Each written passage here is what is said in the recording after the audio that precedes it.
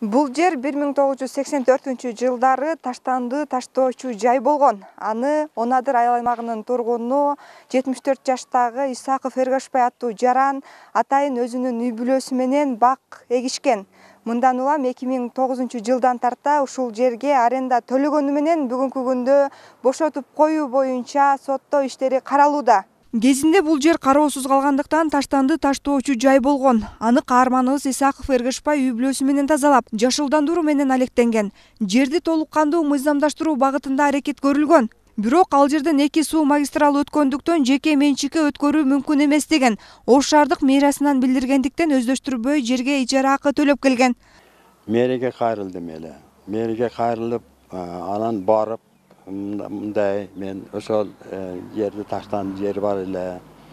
Ошол жерде жеке менчикке айланчысы болсочу документ кылдырайын деп келдим эле. Деп айтсам, ал жерде деди 2 трасса суу өткөн, газ трубы өткөн, жеке менчикке үй курууга вообще мүмкүнчүлүк жок. Ал жер берилбейт.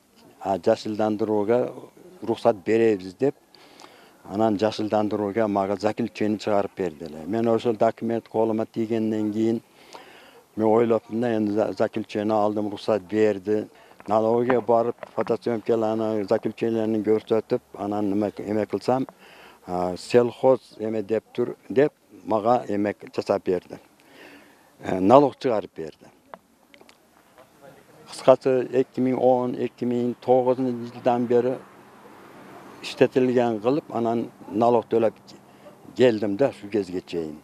Бирок 10 жылдан ашуун ижара төлөп келе жаткан каарманыбызга 2019-жылы Кочкоров Улукбек аттуу жаран бул жердин кызыл китеби бар экендигин айтып, Исаков Эргашбайга жерди бошотуп коюусун талап кылган. Çöp участка ойланып. Жилереген болса, битте чөп жилереген. Үйрөк каттаке. Мана телефону жазып ал. Мен беймарал чечип берем, бул нерселерди бүтүрүп берем. Убадалаган экенсиз. Мындай чоң. Эndi магачы мандайда, ооба, түшүндүм. Үйлөрдүн документтерин дагы неме кылып жүргөнбүз, буну мен бул беремде ишендирип койсуз, тамам алар сизге ишенип жүрө беришип. Эndi мен мага бир күндө канча арыз келет? 50-тен 100ге чейин арыздар келет мага.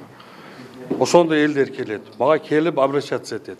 Айтам, мыйзамчайда арыз бергиле, карап көрөбүз деп айтам да мен эмне дешим керек? Бар жок деп айдап чыгышыбыз керекпи? Мыйзамчайда арыз бергенбиз. Урматтуу Жасыр Махмудович. Анан сиз столуңузга алып кирип документтерди бардыгын так кылып сизге бергенбиз. Апама атынан жазылган арыз менен сиз өзүңүз каттап алып калгансыз. Мен арызды албайм. Ал. Жок, мен мандайда возможно.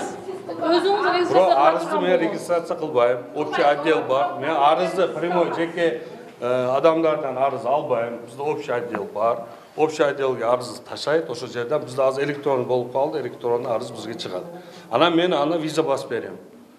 Мыйзам чегинде ИЖСке барам, ИЖС тактап, мыйзам жактарын полный ошо отдел карап, анан комиссияга алып чыгат. Сиз ошол маалда документтердин бардыгын жанагы МАПтын башчысы Канатов Мухаммад Аминге тапшырып коесуз дегенсиз. Анан биз ошо документтерди жазылган, ошол ичинде арыз деле бар эле. Анан таштаганбыз, сизге келип колуңузга берген, кабинетте экөөбүздөн киргенбиз. Документтерди ичинде арыз бар эле. Сиз аны өзүңүз жок кылып бергенсиз. Эгерде ошо Канатовке берилген болсо, как Канатов сизге алып келип берген. Жок, мага алып келиш керек эмес да. Энди менде канча кагаз турат? Сиз ошол маалда мага бересиз, тапшырасыз. Через Канатов Мухаммад Амин деп айткан. Эndi мага дегени мэрияга да общий отделге тапшырыш керек. Мага дегенсиз. Суроо бар да. Эми булар менен азыр мен турам, арыз жазсын, сотко кайрылсын болбосо. Каралбаган, регистрация болгон, регистрация өткөрбөгөн. Биз 21-чи келип туруп, апам 19-жылы жазган арызы бар элек десек, бул киши регистрация кылбаган экен. Өтпөгөн да, апам действительно фамилиясы эч элек жок. 2 жыл столдун үстүндө кармап отурган. Азына карабай эчтекени билбегендей болуп, азыр эчтекени билбегендей болуп айтып атат. 19-жылы антты, 19-жылы 20-жылы минтти деп атат да, чыгып калыптыр бирөөлөргө деп атат да, билбегендей болуп. 19-жылы буларга кызыл китеп чыга электе келип биз сизге кайрылганыбыз чынбы? Ушуну айтыңчы, чынбы? 2019-жылы келип кайрылганбыз. Анда бул Кочкоровдун колунда кызыл китеби жок болчу. Ошо жерди иштеткенбиз деп атат. Ошо жерге биз арендага акча төлөп жүргөнбүз деп ошону тактап бергилечи азыр. Сиз билет элеңиз болду. Биз налог төлөп келгенибиздичи. Азыр мыйзам 2 жыл бизди калп сүйлөп. Алар сотко берди да, сотко берди. Соттун чечимдери чыкты. Верховный сотко жазсын, пожалуйста. Бул судебный процесс. Sotqa bersin. Эки инстанция башка жакка чечип берди да. Берги жакка чечип берди. Жетпейт болчу да. Ушул квитанцияларыбызды бул киши көргөн.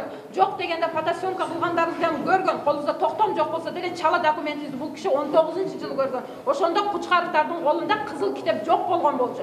Кызыл китеби 2021-жылы январда чыгып атат. Бул киши биздин документти 2 жыл колунда кармап жүрдү мына. Элдин көзүнчө, өзүнүн көзүнчө айтам. Аларга даже январ айында документ бербеш керек. Документтин Документтер менен общий отдел иштейт бизде. Общий отдел. Документтер мага бербегиле, общий отделге апаргыла, мен Жок, алар мен ошо азыр айтып атат. Жок, туура эмес суроо бербегиле азыр. Канатовке бер деп айтыпмын. Канатов ошо жерде территориальный советте башчысы турабы. Ошо аркылуу жазсын деп. 6 киши жазып туруп общий отдел тапшырыш керек. Дело производстволарын билиш керек да андай жерде иштеген адамдар. Мыйзамды кагаз менен кантип иштеш керек. Мага берген менен мен чуркап жүрүп общий отделге түшүп, мынаны регистрация кылып, мындай жарандар күндө мага 50 та жаран келет. Озун тартиби бар. Мыйзам чегинде. Чыгарыктарга чыкканбы кызыл китеп? Мен булар арыз прокуратура жазгандан кийин ошондо изучу болгондо ошондо чыгып биз караганбыз. Ошо Кучкаров деп бир мать героинеге чыккан экен ал жер. Караган жоксуз. Сотко беришsin, пожалуйста, мыйзам чегинде каралсын. Эгерде бизде эме Кучкаровдарды бербейбиз, биз сизди беребиз.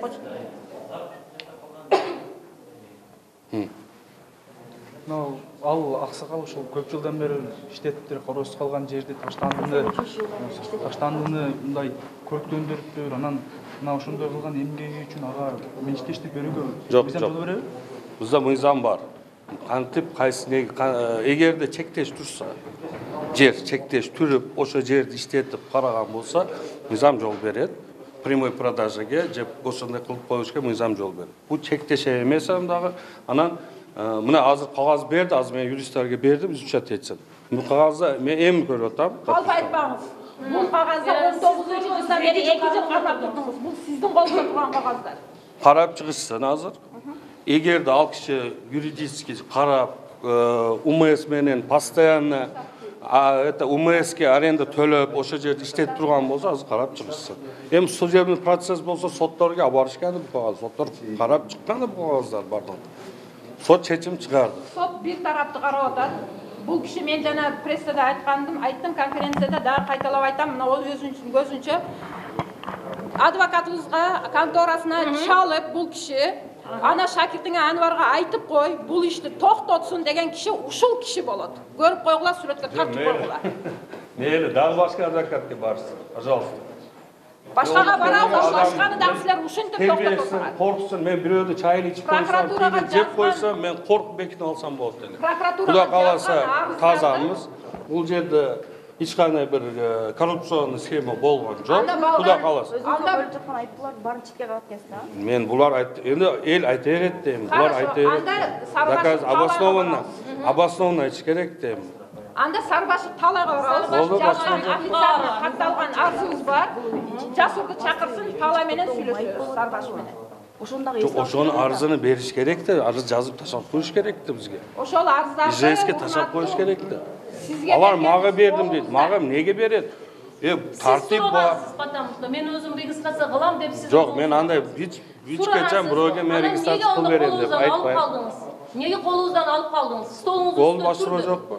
Азыр жер 2 жыл кармап токтомдо. Чындап 2 жыл кармап турду. Буну Канатов Мухаммадамин деле тастыктайт керек болду. Уш Канатов келсин болсам, айтсын мына деп. Квитанцияны көрдүңүз да? Биз астактайчы, так маалыматты астак келгиле тактап беребиз, держасыңыз. биз кайра келе бербейт да. Жок, булар өздөрү официально биз беребиз. Биз пресс-службабыз айтты. Булар бул материалдарды ИЖС, мэрия, прокуратура бардыгы карап бүттү. Булар өз ара треугольник болуп алышкан, үч бурчтук болуп алышкан. Мэрия, архитектура, прокуратура бири-бирине азыр чалды дагы, бири-бири менен сүйлөштү дагы. Азыр чечимин мана мен силерде чогуу угабыз да. Бардыгы булардыкы туура болуп чыгат. Ал төлөгөн налогторубуз дагы эске алынбайт, эчтеке эске алынбайт. Бул киши 2 жыл кармаганда мойнуна албайт. Мен ошон үчүн айтып атам, эгерде эркек киши болуп, мына чындыкты айтам десе, Сарбашев талайга барабыз. Пускай ошо талайга киргенде бул киши алар мени шантаж кылышты. Мен ошон үчүн мажбур болдум аларга токтом чыгарып беришке деп айткан. Ошону менде записи дагы бар. Көрсөтөбүз. Сарбашев талайга жүргүлө анда. судебный процесс. Любой мәселе сотқа береді, пожалуйста. Сотқа қайрылсын. Біз қорқып қойғыз, Құда қаласа. Эгер жердин токтому 2011-жылдан бери төлөп келген болсо, налогдорун айтсаңыз, сот кимге чейин чыгарыш керек эле? Эми ал суроо мага эмес да, ал мен сот эмеспин да. Аны сотко бергиле, пожалуйста. Жок, мисалы жергиликтүү бийлик Сот эки инстанцияны утуп атат. Неге анан онда сизден башкасы чыкпайт дедиңиз, бизди ишентирип? Неге сиз убада бердиңиз? Сизден башкасы чыкпайт. 38 жылдан бери иштеп келсиңер. Жок, ошо арызды бериш керек. Апасы инвалид. Булар өздөрүнүн укуктарын билбейт да.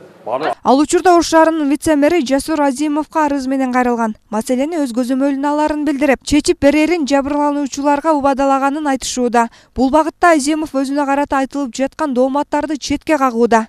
Енді бізде мыйзам бар да, мать героинялар біз очерт алыш керек деген мыйзамдар бар. Инвалиды первой, второй группы, мать героинялар алар біз очерт алат. Ошондой бир эжеге чыгып калыптыр. Мен ал жерде анан барып көрдүм. Осы каякталгенин билбейм, анан ошо изип чыкканда барып көрдүм. Алар соттошду анан. Эndi бизде любой маселе сот аркылуу чечилет да эми. Сотко барганда ал киши жеңилип калды да, ошо Исаков деген киши. Эми азыр ошондой журналисттерге барып, ага жазып, буга жазып ошондой кылып жүрөт. Ал эми Ош шаарынын мэриясынын номер 5-Амир Темур муниципалдык аймактык башкармалыгынын башчысы Мухаммадамин Канатов Исаков Эргешбай аз камсыз болгон үй бүлөлөрдүн катарында экенин жана таштандыга айланган 3,5 соттук жерге бак экенин билдирет. Барды группага чыкканында ошол группасын алып туруп, вице-мэрге да бергенбиз, суранганбыз.